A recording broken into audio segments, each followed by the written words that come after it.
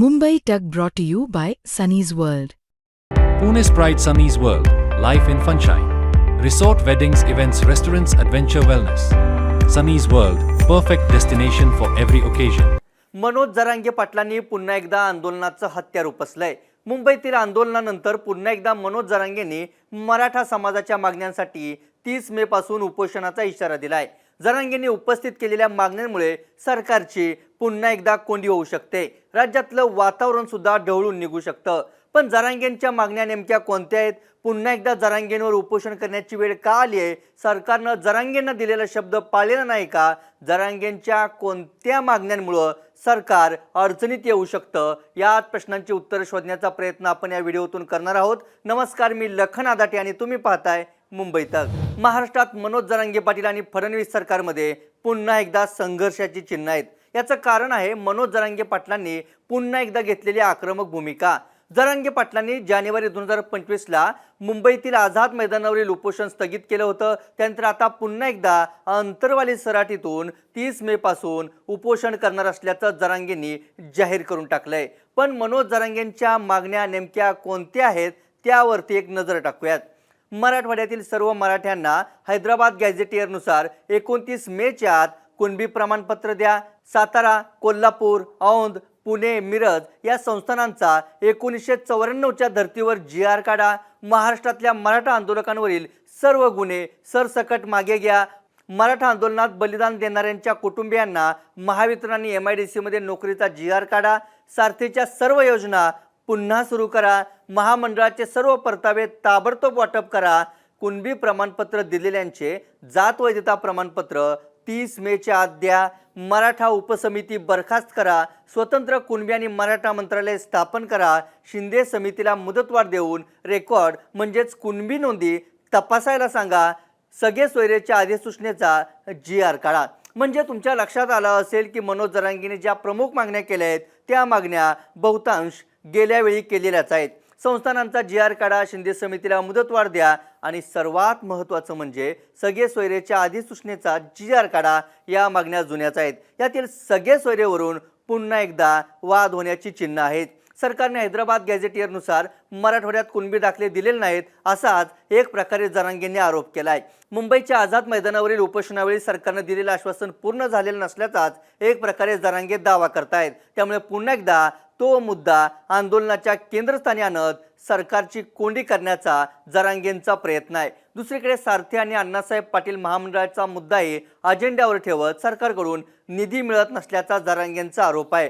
मराठा समितीच्या कामकाजावरून फडणवीस आणि विखे पाटलांचं नाव घेत मनोज जरांगेंनी थेट हल्लाबोल केला होता. त्या मराठा समितीच्या बरखास्तीचा मुद्दाही जरांगेंनी हाती घेतलाय. याशिवाय ज्या मुद्द्यावरून गृह खातं तयार नाही तो मराठा आंदोलकांवरील गुन्हे सरसकट मागे घेण्याचा विषयही जरांगेंनी आता लावून धरलाय. म्हणजे जुन्या आणि नव्या मागण्यांचा मेळ घेऊन जरांगे पुन्हा एकदा उपोषण करणार आहेत. मुंबईच्या आझाद मैदानावरील उपोषण सोडताना जरांगे म्हणाले होते, आम्ही सगळे सोयरेचा विषय सोडणार नाही. त्यावर आक्षेप असल्याने साध्य होत नाही, पण 2 ते 3 महिन्यात ते करा. आता केलं नाही तर नंतर मुंबईला जाऊ. मी 2.5 वर्ष झाले सर्व सहन करतोय. मी आंदोलन स्थगित करतोय, संपवत नाही. अशा शब्दात उपोषण सोडतानाच मनोज जरांगे पाटील यांनी मागण्या पूर्ण झाल्या नाहीत तर पुन्हा एकदा आंदोलनाचा हत्यार उपसण्याचा इशारा त्यावेळीच दिला होता. आता मनोज जरांगेंचा इशारा आणि त्या मागण्यांच्या अल्टिमेटमवरून मुख्यमंत्री फडणवीस काय म्हणालेत ते पहा.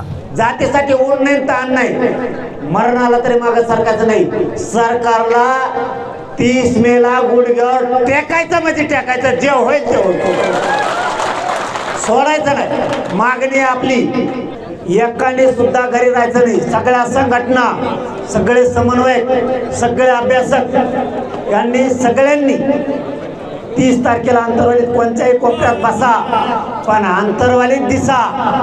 इतक्या ताकदीने जसं तुम्ही मुंबईत हिसका दाखला होता तसा हिसका पुन्हा अंतरवालीत. सातत्याने मराठा समाजाकरता राज्य सरकारने अनेक गोष्टी केल्या आहेत. यामध्ये सारथीसारखी संस्था तयार करून आपले अनेक मराठा तरुण IAS, IPS, MPSC स्पर्धा परीक्षांमध्ये आज त्या ठिकाणी उत्तम यश संपादन करतायत. अण्णासाहेब पाटील आर्थिक विकास महामंडळातनं रेकॉर्ड इतके उद्योजक मराठा समाजातले आपण तयार केले आहेत. शिक्षणाचं क्षेत्र असो, सगळ्या स्कॉलरशिप आपल्या चाललेल्या आहेत.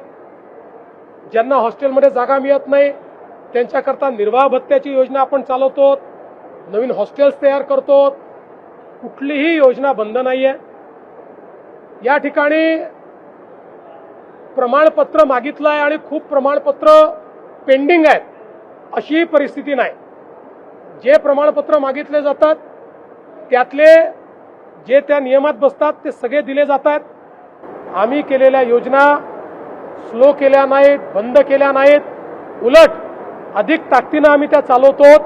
आणि जेवढं मराठा समाजाकरता मुख्यमंत्री म्हणून मी आणि एकनाथराव शिंदेजींनी केलं, मला वाटत नाही की महाराष्ट्राच्या इतिहासात कुठल्याच सरकारमध्ये झालेलं आहे. तथापि लोकशाही आहे, प्रत्येकाला मत व्यक्त करण्याचा अधिकार आहे, त्याला तुम्ही थांबवू शकत नाही. मनोज जरांगे पाटलांनी आतापर्यंत 8 वेळा आमरण उपोषण केलंय. त्यापैकी 2 उपोषणांदरम्यान अंतरवाली सराटी ते मुंबई असा मोर्चाही काढला. आझाद मैदानावरील उपोषणावेळी सरकारने वारंवार मागण्या पूर्ण करण्याचं आश्वासन दिलं, मात्र अजूनही मागण्या प्रलंबित असल्यानं जरांगेंनी पुन्हा एकदा उपोषणाची हाक दिली आहे. आतापर्यंत प्रत्येक आंदोलनात मराठा समाज मनोज जरांगे पाटलांच्या पाठीशी उभा राहिला आहे. सरकारही त्यामुळे जरांगेंच्या आंदोलनाची दखल घेत आहे. आता जरांगेंच्या 9व्या उपोषणात कसा प्रतिसाद मिळतो, सरकार कोणती भूमिका घेतं याकडं सगळ्या महाराष्ट्राचं लक्ष असेल. या व्हिडिओत इथंच थांबूयात. मनोज जरांगेंवर पुन्हा एकदा उपोषण करण्याची वेळ का आली आहे? फडणवीस सरकारने खरंच मराठा समाजाच्या मागण्या पूर्ण केल्यात की जरांगेंचं मराठा समाजाला फसवलंय? सगळे सोयरेच्या मागणीमुळे वाद आणखी पेटेल का? याबद्दल तुम्हाला काय वाटतं ते आम्हाला कमेंट करून नक्की सांगा. ताज्या घडामोडी आणि अचूक विश्लेषणासाठी मुंबई तकच्या यूट्यूब चॅनलला सबस्क्राईब करा. फेसबुक आणि एक्सवरही फॉलो करायला विसरू नका. धन्यवाद.